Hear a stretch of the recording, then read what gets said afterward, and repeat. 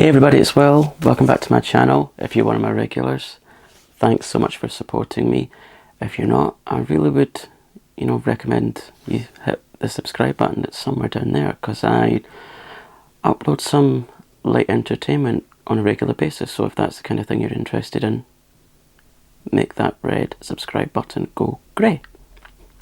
Anyway, what I'm going to be doing today is talking about one of my favourite TV shows in the world, and as you'll probably see from the title and thumbnail, it's going to be about the British soap opera that is Coronation Street. My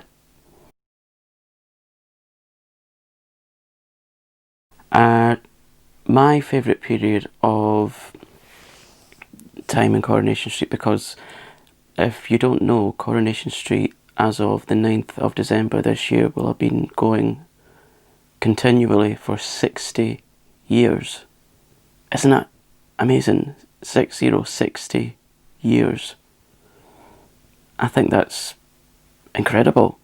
And I think also, if my memory serves me correctly, they're the longest running serial drama in history, which is, again, absolutely incredible. My favourite period of time in sorry, I'm just putting my notepad down there. I like to write some prompts, so if you see me doing that, that's why. Yeah, my favourite period of time in Coronation Street is the 80s and 90s. I think, in my opinion, that period of time for Coronation Street gave birth to some iconic characters, so I thought I would talk about some of my favourite characters and some of their famous storylines, because I would say that if I was to go on Mastermind, Corrie, as it's known in the UK, in shortened terms, I think Corrie would be my specialist subject. I have watched thousands and thousands of episodes of Coronation Street. I've watched it since I was a kid. I watch it still to this day. I watch the older stuff on YouTube, and of course the newer stuff as and when it's put on TV during the week. So yeah, I mean, if you have any favourite characters, let me know in the comments, because I mean, there's hundreds and hundreds and hundreds of Corrie characters. There's probably some that I've completely forgotten about, and so it would be nice if you could refresh my memory. Yeah, so I thought we'd, like I said, take a little trip down memory lane and yeah, talk about some of the more famous storylines for each of these characters that I've got here. Okay, and also what I'm going to do is I'll give you a little bit of trivia for the actors that play the various characters. And I'm just looking at this list of names, and surprisingly, actually not very surprisingly, all of these characters are women. I don't know why, but I just find strong female characters really interesting and just enjoyable to watch. Okay, so shall we do a rundown from 10 to 1? Shall we do that? Which will be a bit odd for me because I've listed these from 1 to 10, so if I do 10 to 1, it would be a bit like going backwards, which is just me all over. Okay, so the first character I actually, scrap that. There's not 10 characters I've got written down. It is 8 characters, because of, I suppose if I had 10, I don't know why I've only written down 8. I probably just started writing this and at the time probably fell asleep, because I was writing this at about 2 o'clock in the morning when I couldn't sleep. Insomnia. Yeah, so we'll do 8 to 1, and the first character that I really like is a character called Alma Baldwin, also known as Alma Sedgwick and Alma Halliwell, and I'm sure there was another name that she had, which I've completely forgotten. I mean, she was played by the amazing Amanda Barry on and off in the 80s up until 2001 when her character left the street. So the character of Alma, she came in it initially as the new, I think it was the new owner of the cafe in Rosamond Street, or maybe, was she not married to the guy that owned it? And she struck up a partnership with Gail, as she was known then, Gail Tilsley, and they ran the cafe together, and they had quite a good working relationship. And of course, when you're seeing scenes in the cafe, you get all the other characters coming in and out, and invariably having their orders of tea and toast, and just the general dialogue of the other cast members together. They're cast as in their characters. I don't think the cast members would congregate on set during a break. I think they would use the green room for that. So that's my first one. Alma, she had like a sort of tumultuous relationship with another character called Mike Baldwin, which she eventually married in the show. And when Amanda Barry came to leave the show in 2001, her character Alma was diagnosed with cervical cancer, and of course you got to see all the stories behind that. There was quite a poignant scene when Alma died in the bedroom of another character, Audrey Roberts' house. And then, from what I can remember afterwards, Alma had left she'd filmed like a video which was for specific other characters in the show for them to watch after she'd passed away. And I think I can remember at the time watching that, I must have been only about 2001, so I must have been about 13, and I remember watching that, and it was really quite sad. I mean, if a character's around in the street for about 20 years, of course it's going to be sad when they're leaving under those circumstances. But of course that storyline really, it raised awareness of cervical cancer, and things like screening, what's it called, the smear tests for women. So that was really good to raise awareness for that. And that's number 8 on my list. Number 7 is I'll see if I can do an impression of her voice. Hopefully, as I edit this, I'll try and drop in a couple of pictures of the characters, but I can't promise that because I'm not really great when it comes to editing yet. This next character is... Oh, Derek! Sorry, that was probably completely awful. Mavis Riley. She used to do this. Mavis Riley, later known as Mavis Wilton. She came in 1971.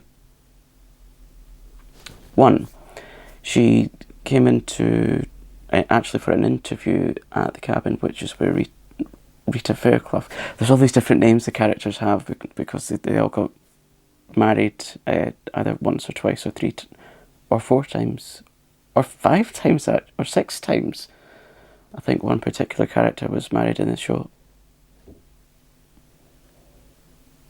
Or 7 times? But we'll come to that one.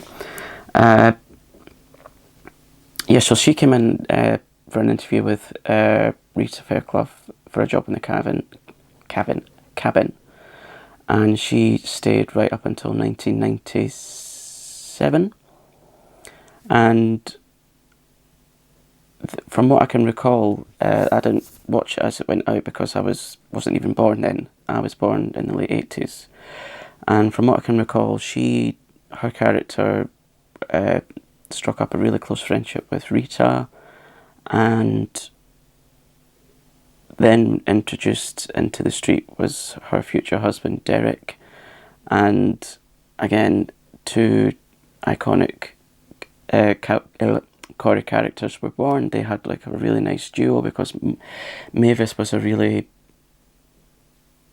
prim and proper lady. She was very she was quite an anxious person, a very funny person, but yet if you annoyed her or angered her so much, she would kind of just blow up, really, as I suppose anyone else would if their patience is tested for long enough.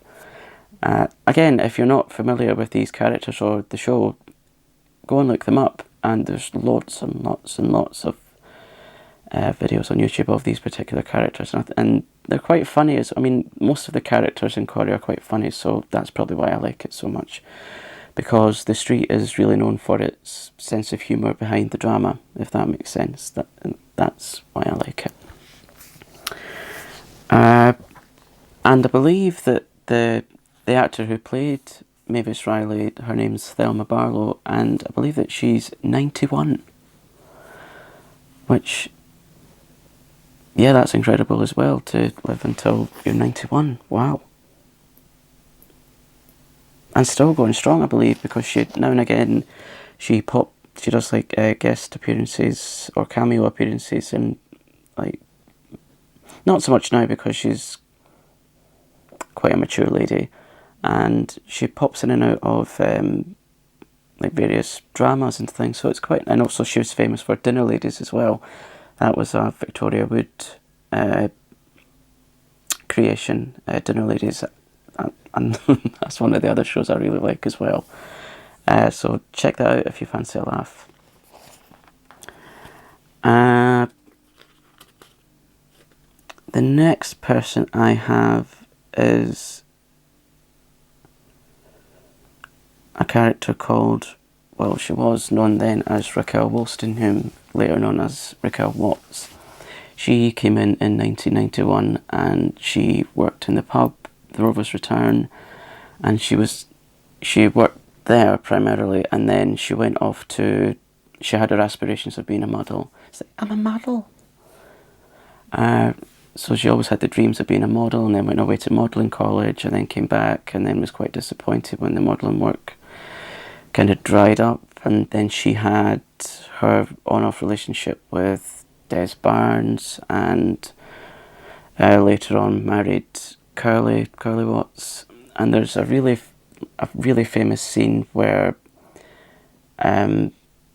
Curly had done quite an amazing gift for her. He took her out to look up at the sky, and he said, if you look up, and he was pointing to like the various stars, and he said, if you look at this particular star, it's named after you. So what was it he said again? Mrs. Raquel Watts. And there's a famous scene that really sticks out in my mind where she's up looking up and she's going, Kelly. It's just the way that Sarah Lancashire, who played her, said it, because Sarah Lancashire in real life, she's not as ditzy, and she's not really like Raquel at all. Again, that's the art of acting. She played a character that was quite different to herself, and of course Sarah Lancashire, she's really well known after she left the street for things like Last Tango in Halifax, or like various other really like quite gripping dramas. What's the other ones that she's been in? Last Tango in Halifax. There was one that she did on Channel 4, but that I can't remember the name of. And shortly after she left Corrie in the 90s, she went over to Where the Heart Is, where she played a nurse. What was her name in that? Nurse. I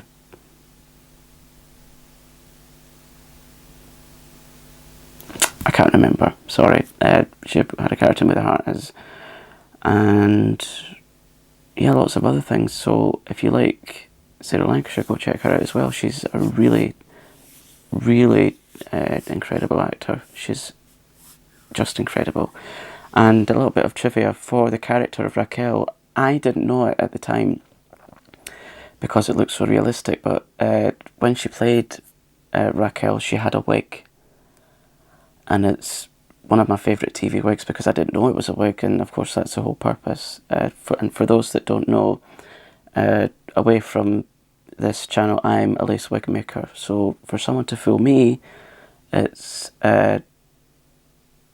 quite incredible because I make lace wigs. So, and I watched, it was like a behind the scenes thing that Sarah Lancashire did when she was on Corrie, and you saw the wig on the canvas block, and that just made me get really excited. So yeah, there's a little bit of trivia there for you about Raquel. The next character I have was one of the original characters, played again from 1960 until 1984 or 1986, and it was played by the fabulous Pat Phoenix. Pat Phoenix, before she was in the street, was very well known for a lot of other things, but she's most famous to me for her role as Elsie Tanner, later known as Elsie Gregory and Elsie Howard. And she was one of the original street sirens, as she was known then, because she was a redhead, and her character was very bold, raunchy as well.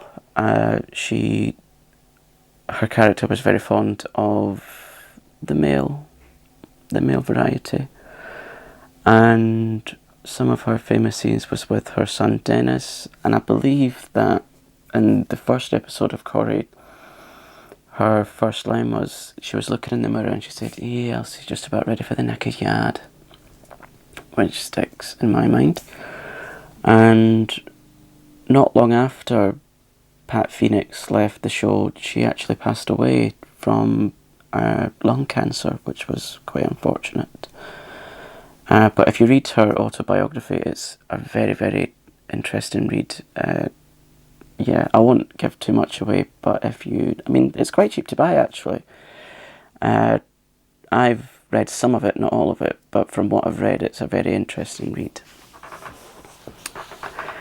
The next person that I have on my list is a character played by the late great Lynn Perry, and it was Ivy Tilsley, or known as Poison Ivy to like the press and just colloquially as well. She was a character that came in the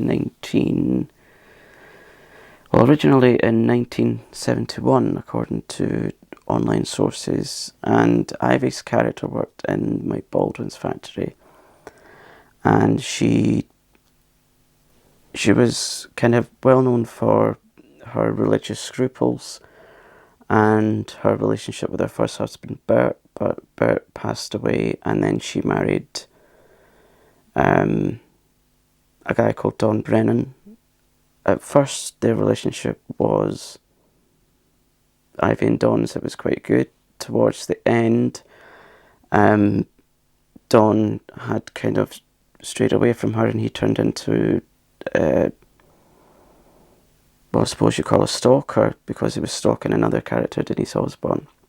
And then after that, he tried to drown him and Alma in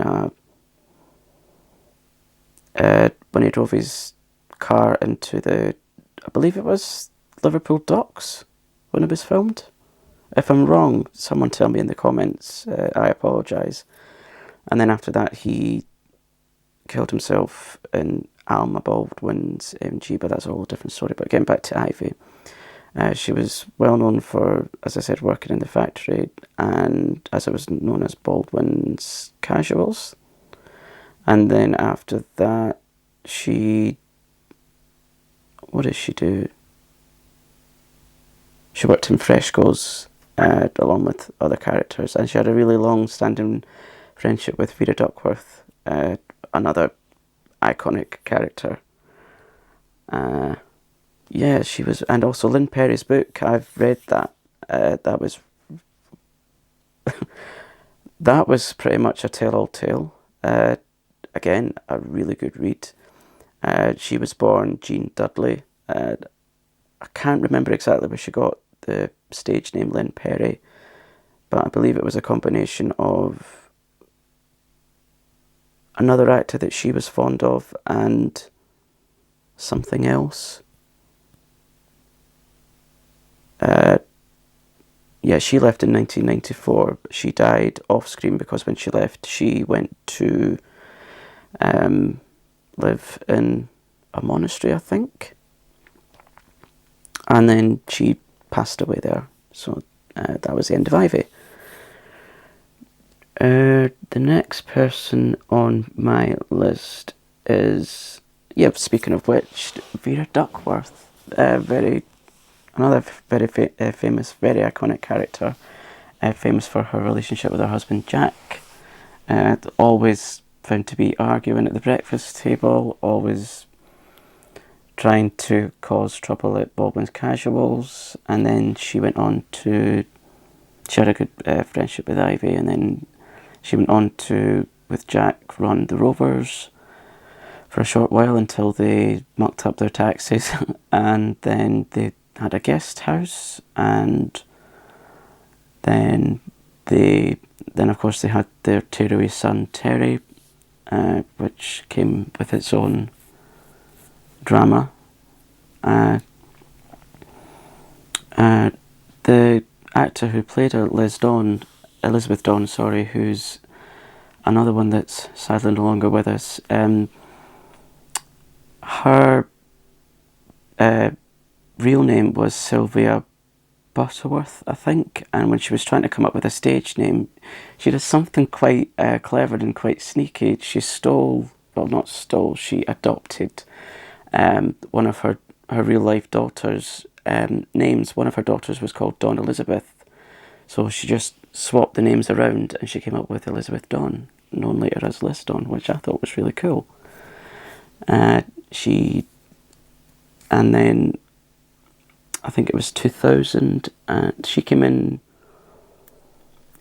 originally in 1974 and then left in 2008 because her on-screen character died in an armchair of natural causes, leaving her husband Jack absolutely heartbroken, and I was heartbroken as well after watching those scenes. It was just so beautifully written and directed, and of course played. That was really sad, because Liz Dawn had to leave because of her battle with emphysema, because way back in the day she was a heavy smoker, and that brought on the emphysema. So yeah, that was really sad.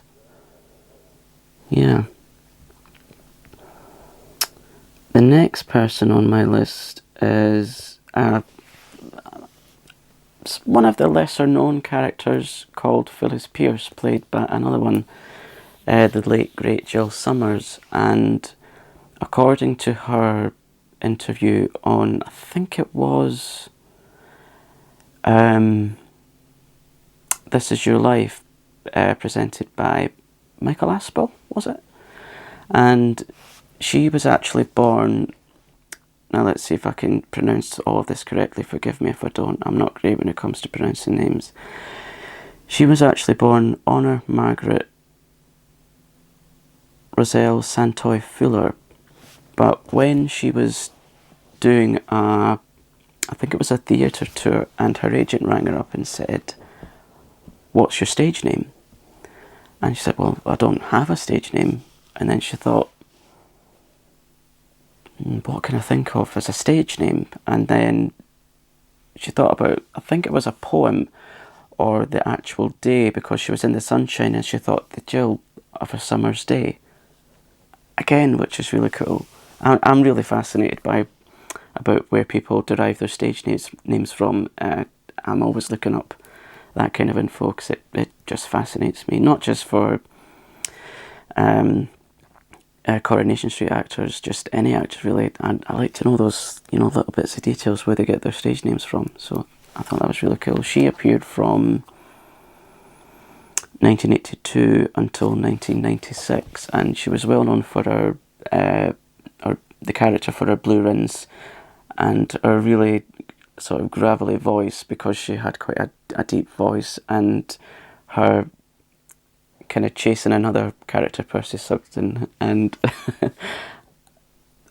again, I've watched hundreds of episodes of Corrie, and I was watching, I can't remember exactly which one it was, but she was talking about one of her, her character, Phyllis, was talking about one of her favourite singers, and she said, "Oh, have you not heard of that singer, Julia Ingleglass?"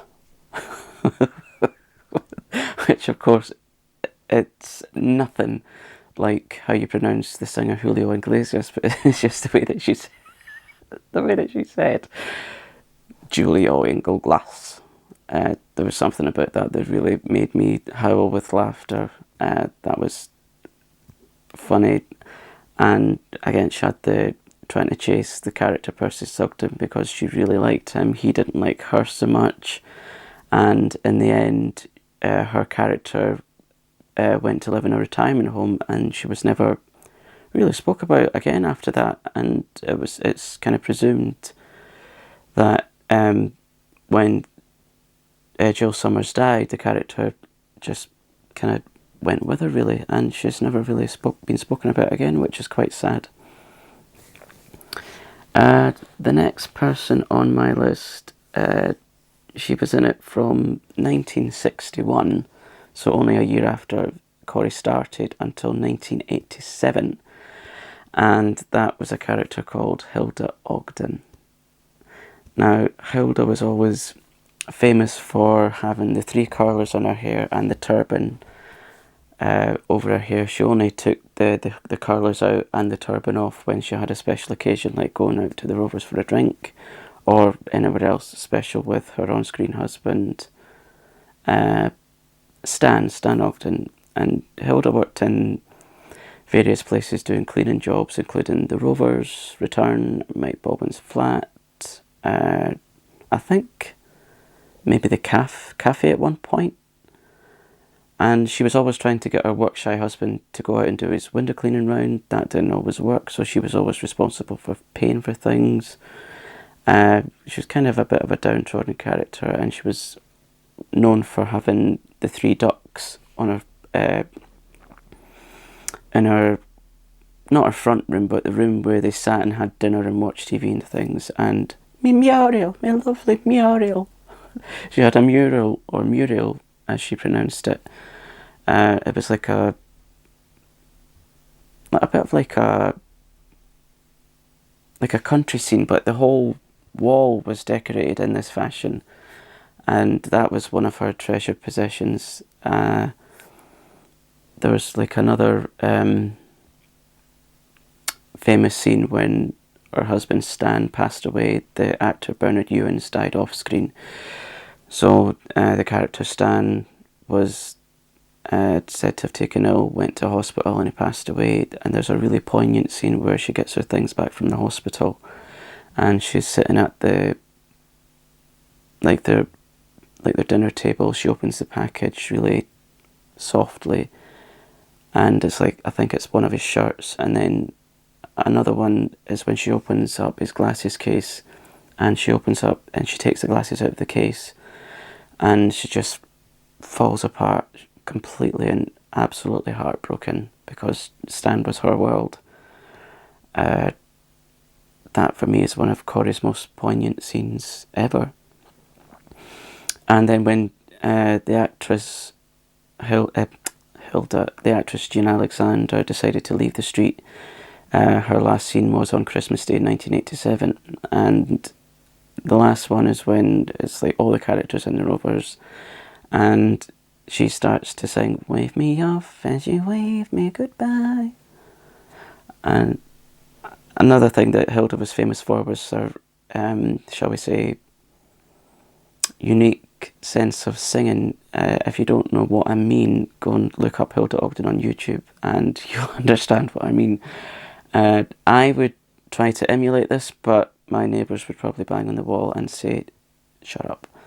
It's quite a high-pitched voice, and she was always, singing just to relieve the monotony of her cleaning work and things. And she generally just sang when she was happy, and when she went out, she would always just have the 2 dots of lipstick just in the middle of her lips for some reason that I've not quite figured out yet. So that's that one. The last one you might be relieved to know. She was in it from 1966 until 1995, and then retrospectively for a couple of specials in the early 2000s. She was always famous for working behind the bar at the Robbers' Return. Her unique sense of style when it came to things like leopard print, her beehive hairstyle, and various other wigs and hairpieces. And if you don't know already who I'm talking about, it's of course the fabulous Lynch, known later on as Bet Gilroy when she married Alec Gilroy. She is just quintessential Corrie for me. Campus Christmas, played by Julie Goodyear. I've also read her autobiography, which is a fabulous read. So if you want to know more about her, go and buy that book. I highly recommend it. Earlier on, she was known for her relationship with Annie Walker, the original landlady of the Rovers, and also her relationship with various men. And later on, when I think it was 1985, she went from being barmaid, as it was known then, to landlady of the Robbers' Return, and Bet was just in her element. And of course she had interaction with all the other famous Corrie characters of the 1980s and 1990s. Had a really good relationship with Liz MacDonald, who subsequently later on down the line got to be landlady of the Robbers' Return. Her marriage to Alec Gilroy, getting to know her, I think, it would have been step granddaughter, Vicky. A little spoilt brat, but apologies. That's for another video. And she had a good friendship with Rita Sullivan, then later known as Rita Tanner, and then before that she was Fairclough, before that she was Bate, but I digress. I know all this kind of Corrie trivia because it fascinates me. A really good relationship with Rita, but towards the end, in 1995, when Julie decided she wanted to leave the street after 25 years, her character Bet, she had to find the funds to buy the tenancy of the Rovers because it was getting sold. She went to Rita asking for a loan, and then later on she proposed a partnership, but Rita ultimately decided no. And there's a really famous scene where Rita and Bet are in the cabin. That's what it's like a newspaper shop is called on the street. And there's a really famous scene where they're arguing and Bet says, pals, you don't know the meaning of the word. And that's another really iconic scene, one of my all-time favourite scenes. And yeah, Bet is my all-time favourite Corrie character, which brings me neatly to the end of this video. If you've enjoyed it as much as I have, leave me a like, and like I said at the beginning of this video, subscribe, because that lets me know that this content that I'm putting out is of interest to other people. And if you could let me know in the comments if there's any other characters that you're really fond of, which will of course refresh my memory, let me know, even if it's just one of the smaller ones. And yeah, if there's any other shows that you'd like me to cover, let me know also in the comments, and I shall leave it there. So in the meantime, I'll see you all again soon for another video. Take care, and yeah, be kind to each other. That's really important. See you soon. Bye.